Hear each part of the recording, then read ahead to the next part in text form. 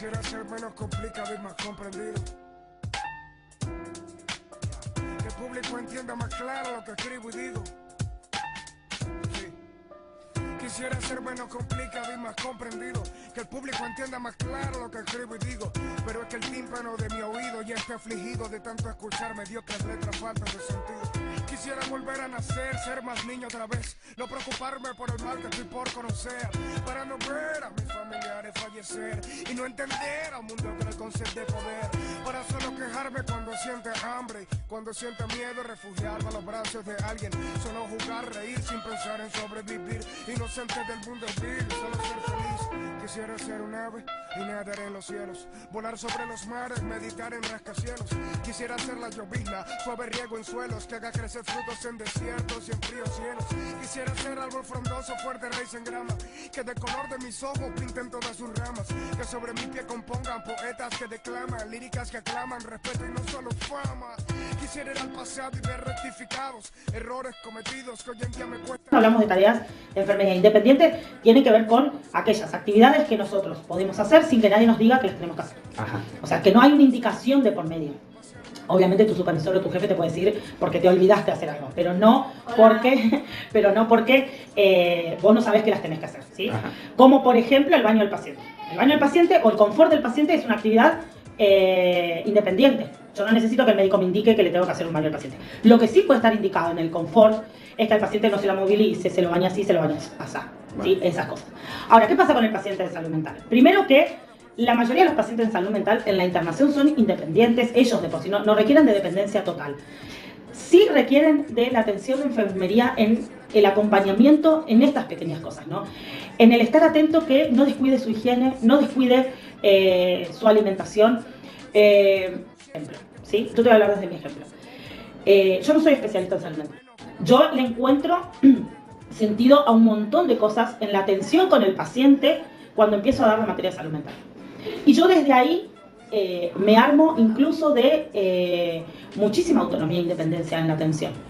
Incluso, como vos decís, en la calle, en el día a día. Claro. Yo hoy detecto, y ni siquiera tengo que ir a un hospital, en mis alumnos o en mis alumnas, situaciones en las que digo, voy a preguntar, voy a consultar. Y me ha pasado de ir preguntar, confirmar y acompañar. Yo detecto, es una alumna, hablo. Digo, bueno, estás decidido o decidida a hablarlo con alguien, a charlarlo con otro profesional, y aclaro que yo soy un puente.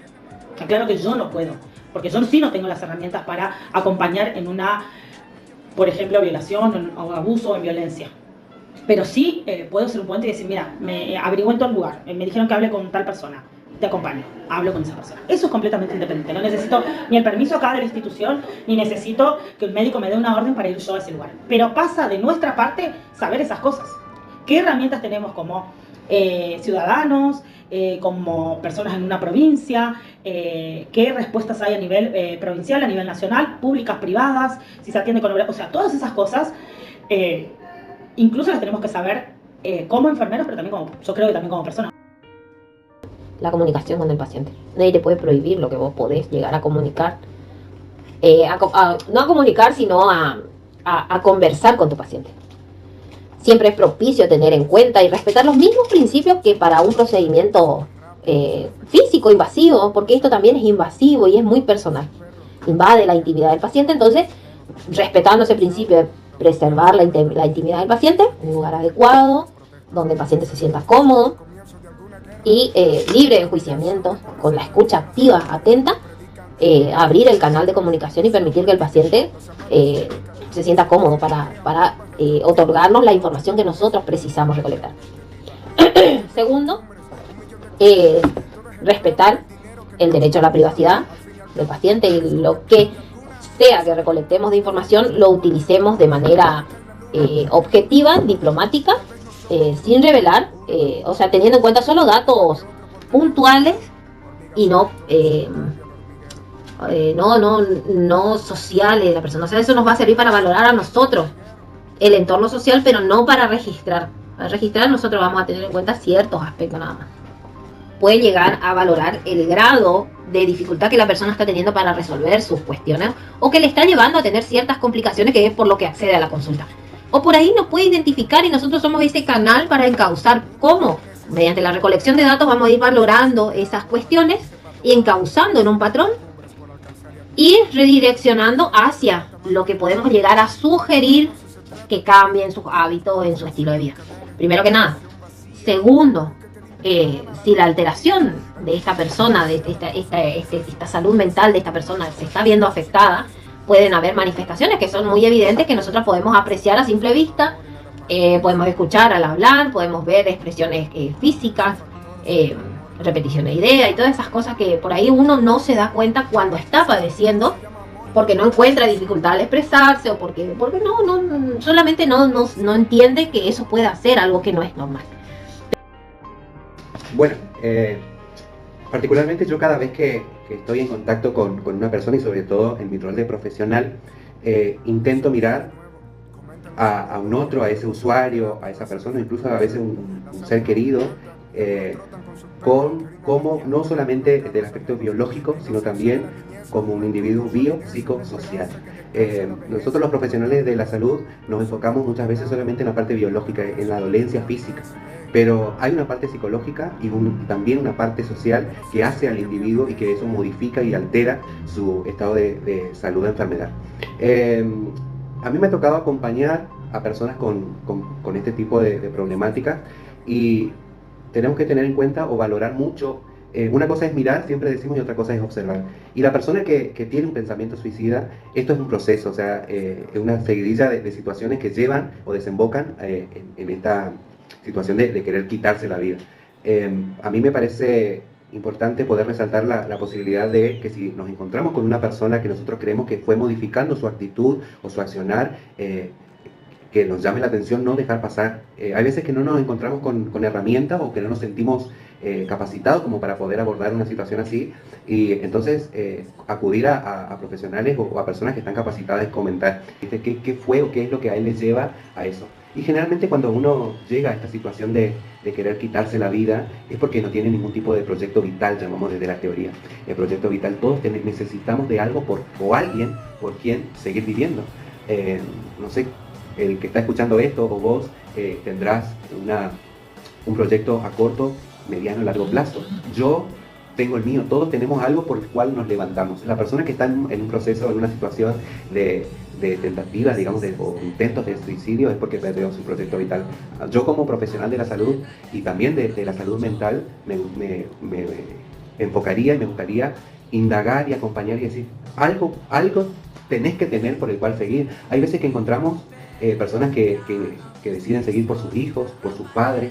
Hay veces que encuentran un proyecto vital en el ámbito religioso, en lo espiritual, que por ahí se obvia muchísimo y es muy importante. En esto de que hablábamos al inicio de seres biopsicosociales, también la parte espiritual tiene muchísimo que ver en un abordaje integral del individuo. Bueno, con respecto a esto del intento de suicidio, yo lo que les decía en un principio es que por un lado son las ideas de muerte y por otro lado es el intento de suicidio, que es la persona en ese momento que intenta quitarse la vida, digamos. Ambas dos tienen que ser escuchadas, no minimizadas, no tomarlo como un llamado solamente de atención, sino que darle valor a lo que está diciendo o lo que está haciendo también me parece como muy importante, porque por ahí los hechos son más significativos, pero las palabras también, y entonces por ahí las palabras se minimizan un montón y no le dan como importancia, y por ahí es algo que se puede prevenir desde lo que dice, digamos, o de lo que hace, de algún comportamiento que suene como un poco más llamativo. Me parece que si en este caso usted dice infanto juvenil. Sí, pero para la población en general. Pero sí en general, porque con cada población por ahí hay como abordajes más singulares, digamos, definiendo también el grupo etario y demás. Pero sí me parece que lo principal es, en un primer momento, es como la escucha activa y el acompañamiento de alguien en ese momento, para hacerle saber a la otra persona que hay alguien que está validando lo que está expresando o lo que está haciendo.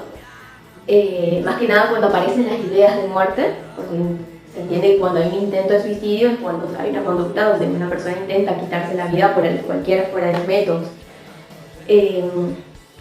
Ambas me parece que, más allá de la escucha y de la contención en ese momento, requieren la atención por parte de un equipo de salud, y en este caso acá en el Servicio de Salud Mental las evaluaciones son por un equipo interdisciplinario, ¿sí? Tenemos distintos tipos de dispositivos de atención.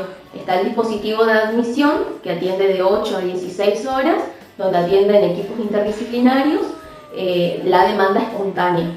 Ese dispositivo diríamos que atiende las urgencias. Después, a partir de las 16 horas hasta las 8 de la mañana está la guardia entre semana, esto es de lunes a viernes, y sábados y domingos y feriados está la guardia de salud mental, que es 24 horas. ¿Sí?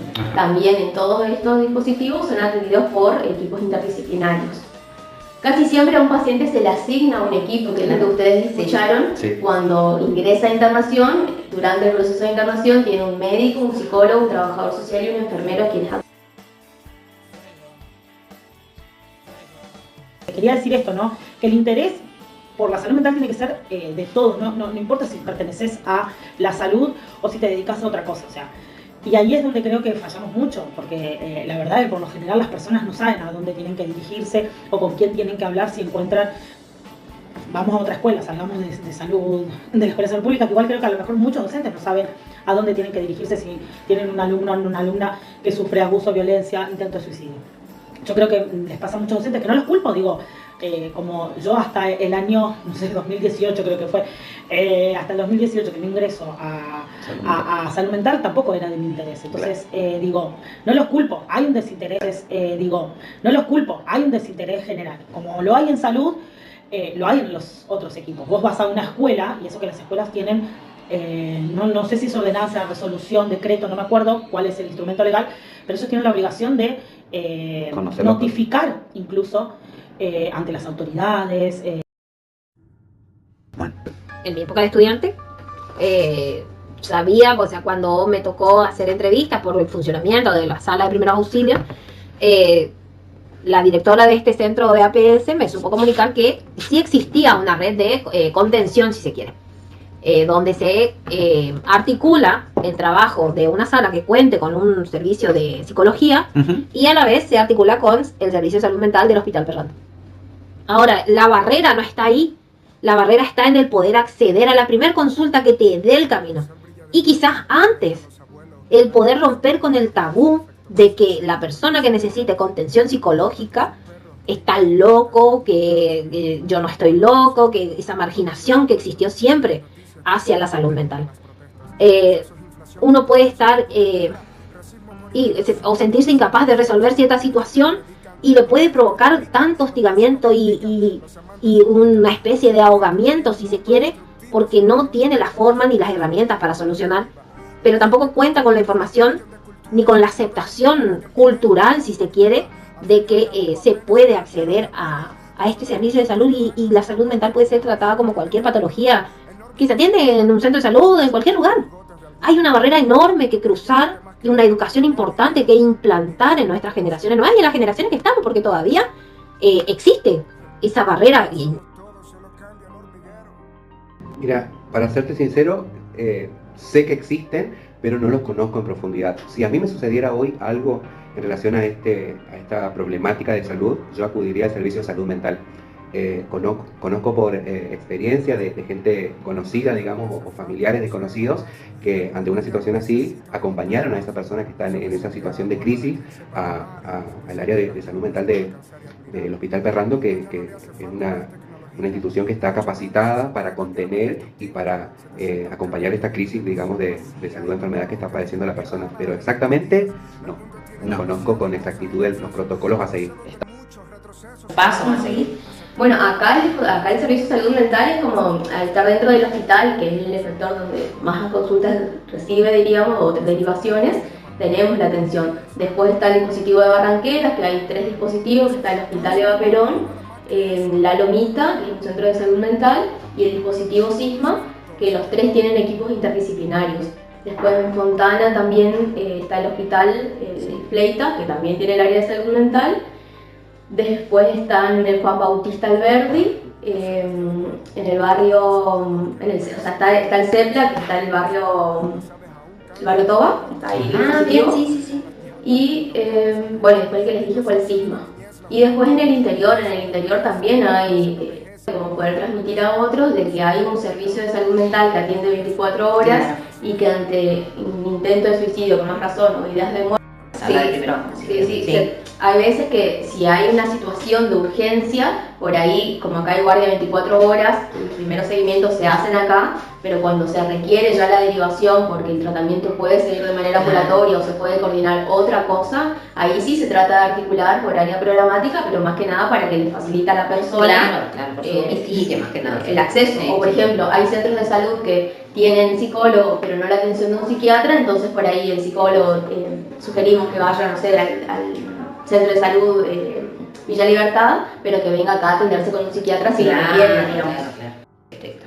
Por ahí siempre lo que usted tiene que evaluar es que siempre cuando hay un riesgo de vida para sí mismo o para terceros, siempre hay que dar intervención a otros.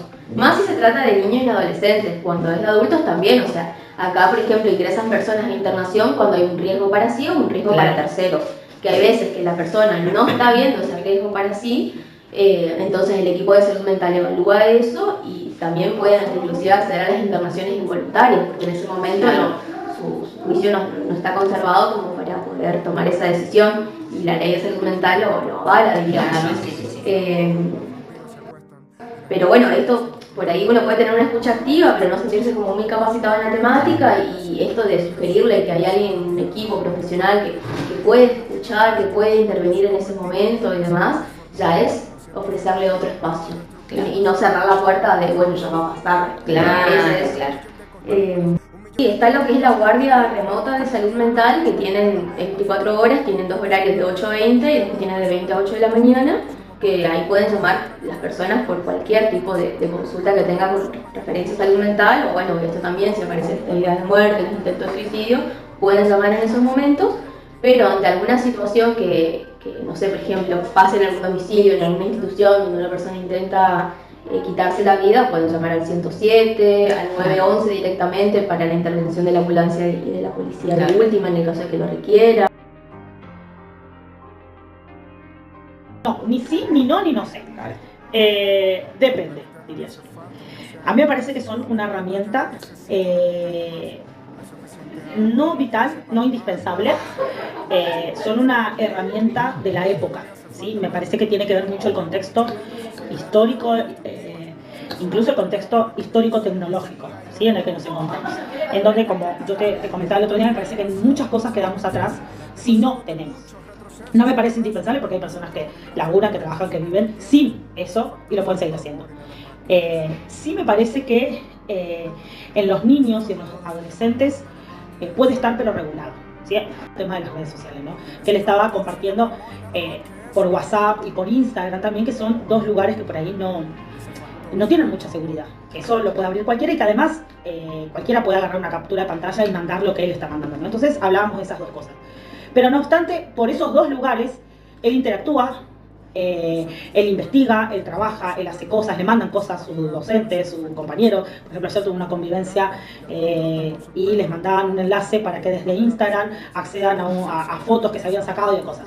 Que obviamente si él no lo hacía o no tenía, queda atrasado en eso. ¿Y en qué sentido queda atrasado? En esto que uno dice, bueno, están todos compartiendo las fotos, se quieren ver en las fotos, o sea, es muy de esta época. O sea, entonces, ahora se da también un contexto histórico diferente, tecnológico diferente. Yo creo que en ese sentido sí, ahora. Creo que le estamos pifiando al control de las redes sociales en nuestros chicos, que también lo veo en los adultos. O sea, lo veo en los adultos, esta necesidad imperiosa de querer compartir todo en las redes sociales, toda la vida. Entonces es un poco lo que los chicos van mamando. O sea, si vos querés compartir continuamente todo, o sea, no pones una foto eventual, no pones un comentario eventual, no haces una publicación porque es una fiesta, porque es algo. Estás continuamente, desde el desayuno hasta la cena, compartiendo en todas tus redes sociales qué es lo que estás haciendo. Y bueno, los chicos ven eso y también, o sea, se van prendiendo de eso. Y me pasa como con lo del fútbol. Va pasando la vida por medio de, o por lo que yo publico o dejo de publicar. Y entonces después la vida, si no, como que no tiene sentido. Y si me pierdo de publicar algo, tipo, como que me muero. Y no me parece que sea así. En esos casos digo no. Pero por eso digo que las redes sociales depende de esta situación. No estoy en contra de las redes sociales, digo que no hay un buen manejo de parte de los adultos, por lo tanto es muy difícil. Redes sociales y salud mental. Bueno, nosotros, todas las personas, porque no creo que no existe una persona que no haya tenido un contacto con lo que significan las redes sociales, ya sea WhatsApp, Instagram, Facebook, TikTok, Sí, las redes sociales. Twitter. Sí, pero es válido aclarar. YouTube también es una red social. WhatsApp también. Sí, y lo dije. ¿Y qué pasa? ¿A qué se refiere la palabra red social? ¿A qué? Y se refiere a la conexión que puede existir con otras personas. Es social. El ser humano por naturaleza es sociable. ¿Y qué pasa? Ante la necesidad de relacionarse, buscamos distintos canales. Buscamos la música, buscamos el costeo de expresar nuestras ideas libremente, que por ahí en la realidad de nuestra vida real no nos es permitido. Sin embargo, cuando accedemos a las plataformas de este tipo, podemos expresar sin miedo, sin sentir el rechazo a lo que decimos, sin ver las expresiones de los demás, que todas esas cosas nos condicionan a actuar de alguna forma. ¿Qué es lo que pasa cuando uno lee por ahí publicaciones de otra persona, a la cual conocemos en la vida real, pero va totalmente en contra de lo que podemos percibir cuando estamos en un contacto directo cara a cara? Esta especie de liberación hace que las personas se sientan atraídas a estas plataformas donde se pueden expresar libremente, donde no existe un marco de regulación que le diga, bueno, para, o no hay un contrapunteo de decir, bueno, no, esto no es así, me parece que estás equivocado. Todas estas cuestiones que por ahí a uno hace que frene y recapacite. ¿Por qué? Porque el feedback en las redes sociales no se dan al instante ni en el momento, no permite un lapso de tiempo donde el procesamiento de la mente, calculo yo, le lleva a la persona a creer que tiene razón, porque no. Depende de la edad, depende de la frecuencia con la que use y depende si le usa como contención. ¿Por qué? Porque al no ser tangible y real, la persona al salir a la realidad se encuentra con otra percepción que puede llevar a meterle de vuelta en su hueco y que no quiera salir otra vez. Mientras que esté conectado y esté aislado, pareciese ser que todo es ideal. O que funciona, si se quiere.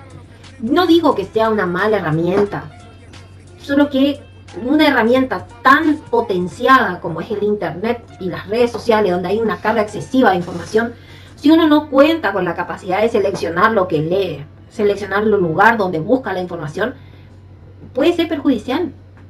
Porque puede no estar preparado para lo que lee, puede no ser real lo que lee, puede no aplicarse a su vida, porque las personas somos seres sociales, pero somos seres individuales, con una característica propia muy única. Las redes sociales y las nuevas tecnologías de información, las TICs, claramente que vinieron para quedarse y es parte de nuestro cotidiano. Si vos me preguntás a mí si sirve como contención, y te puedo decir que sí, pero lo cierto es que uno necesita de un otro cuerpo, de un otro físico, de un cara a cara. Porque yo puedo, a menudo me llega a mí, y seguramente que le habrá pasado a todas las personas, digamos, que tienen perfiles en las redes sociales, Facebook, Instagram, personas que me envían solicitud y, bueno, yo acepto, no hay problema. Y comienzan a hablarme y hay veces que no encuentro, busco en la cara de esa persona y no está. Entonces, lo que me lleva a mí a pensar y a concluir es que puede llegar a servir para relacionarme con un otro, pero lo cierto es que yo no sé quién está del otro lado. Así que para contener puede ser que te encuentres con una persona que, más allá de que no muestre su rostro, su cara, tenga esa amabilidad o esa gentileza de ver y de verte y mirarte y poder escucharte, que es muy importante la escucha activa, porque eso es lo que uno por ahí busca.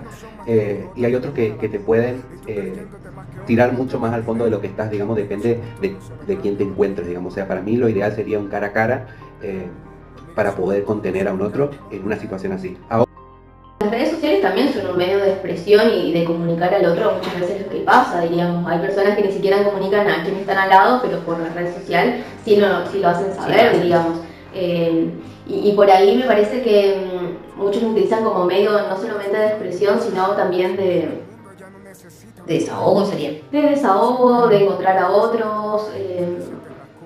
Sí, es como que me parece que cuando se trata de niños y adolescentes hay que tener como un poco más de supervisión, porque no sé si de la red social en sí, me parece que más el acompañamiento a la persona, diríamos, y más si uno detecta que hay alguna situación de angustia, de preocupación, sí, me parece que la red social viene por añadidura, pero sí me parece que también las redes sociales facilitan a la vez esto de hablar de salud mental. Me parece que gracias a las redes sociales mucho se empezó a hablar de salud mental, se empezaron a hablar de grupos de contención. Claro, la información se hizo más llegadera, sería. Y nunca hablar de salud mental va a ser algo para decir, por ejemplo, bueno, si hablamos de un intento de suicidio, estamos promoviendo intentos de suicidio. No, eso es un mito a desterrar, diríamos, porque hay que hablar de salud mental, hay que hablar de lo que está pasando. Eso es muy importante porque ayuda a otras personas y también permite que no sea algo como oculto, como un prejuicio. Claro, como un tabú. Como un tabú, exactamente. como el tabú también de la atención en salud mental, que hay muchos prejuicios en torno a eso. Ajenos. La inocencia de la niñez, la juventud con su avidez es la esperanza que descanse en la vejez. El mundo está al revés, pero son tiempos de cambio. Al menos eso es lo que mi avidez ve. Al menos eso es lo que mi avidez ve.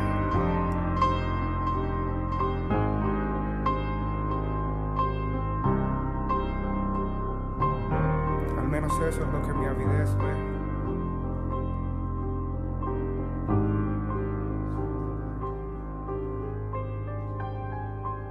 Son tiempos de cambio.